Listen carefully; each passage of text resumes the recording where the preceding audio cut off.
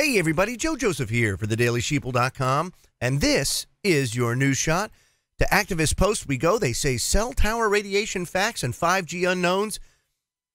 I have to tell you, and I know I sound like a broken record, but we really, really, really need to start diving into the dangers of microwave radiation, RF radiation.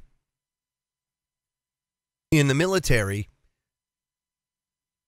operators are subject to this all the time because we need those electronic leashes on us to be able to communicate with our fellow operators and or command, and so there has to be that communication stream. But in our everyday lives, we subject ourselves to unimaginable radioactivity just with our cell phones. And it really wasn't a problem up until about 2010 when these new smartphones started to really take hold and everybody started to get one. And what I mean by that is, prior to that, when we had flip phones and things of that nature, they didn't radiate 24/7 like these do. These phones have a constant connection to the cell tower. They're constantly updating. They're constantly pinging. There's a constant data pipe that's going between this phone right here and that cell tower. So what ends up happening is we end up having this in our back pocket. How many people see teenagers or even women? Women will put it in their bras. They'll have it on their person, right up against their chest, in their back pockets, in their front pockets, on their hips, all skin-to-skin contact, okay? That is a major, major issue when you have a device that is constantly sending and receiving all the time. A lot of people think, well, it's just microwatts that we're talking about. It's not how bad can it be? Radiation, my friends, no matter how small, is cumulative. The damage caused to our cells and our structure is cumulative. And we cannot understate that. And we have to do as much have as much due diligence to study all the aspects of the damage that's caused by constant exposure to low-dose RF. It says here, cell towers dot the landscape every so hundreds of thousands of feet in most places, especially along interstate highways on higher or hilltop locations. Because there's such demand for cell phone service, more cell phones now than ever dot the landscape.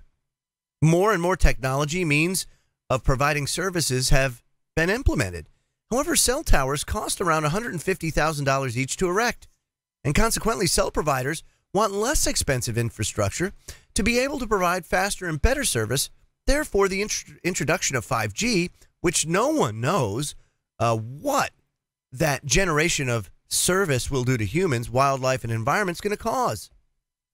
One of the more resolute EMR RF cell phone radiation experts is Lloyd Burrell of the Royal Poitou Chartens in France in the European Union. Now, Lloyd does an exceptional job of researching and providing a newsletter and also interviewing other researchers on his weekly internet show called Electric Sense. Now, recently, he produced an extremely informative document called Cell Tower Radiation and Cancer, The Facts. It's very interesting. And he listed 17 references and citations from scientific journals pointing out connections between cell towers and cancer.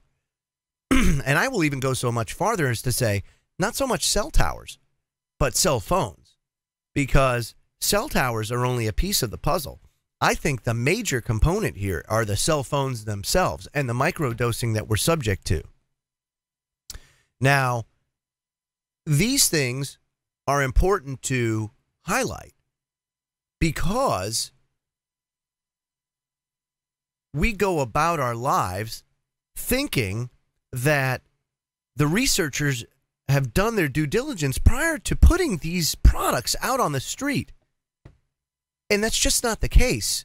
See, we put blind faith in government regulatory bodies like the FDA, the CDC, and all that. But they are in collusion. They collude with big business. And if big business has a product that's going to make a ton of money, then they're going to do whatever they have to do to get it out, including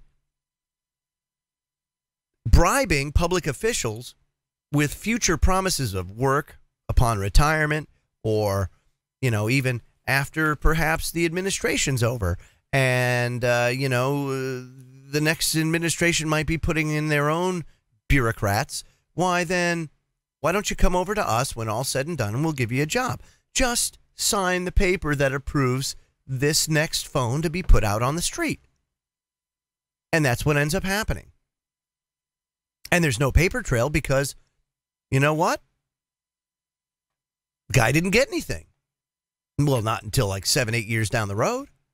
That's how this works. And that's how all this damage happens 20 years after the fact. And everybody asks the question, well, how did this happen? I mean, 5G can be tremendously beneficial for the culture of convenience and further simplifying our lives, but at what cost? These are the things that we have to ask ourselves. And things that I don't think we ask ourselves enough is that, is the damage, the threat or risk of damage to ourselves worth the added convenience of 5G and the Internet of Things? Is life so bad that we need to have smart refrigerators, smart ovens, and all this kind of stuff that we can control from our devices and or future? Just think about it. Oh, I need to preheat the oven to 350. Done. Those days are coming sooner rather than later, folks. And are we ready for that? It's a question I think we all need to ask ourselves. I'm Joe Joseph. This was thedailysheeple.com's News Shot. Feel free to comment below and visit our website at thedailysheeple.com. #WakeTheFlock Up. Have a great day.